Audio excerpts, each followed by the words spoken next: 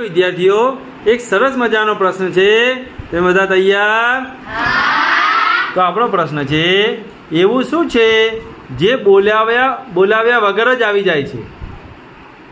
એવું શું છે જે બોલાવ્યા વગર જ આવી જાય છે?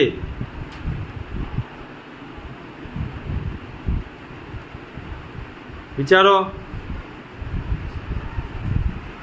બોલો બેટા. ફોટો બોલો બેટા. ફોટો બોલો ચિરાગભાઈ. ખોટો બોલો બેટા. ખોટો બોલો બેટા. ખોટો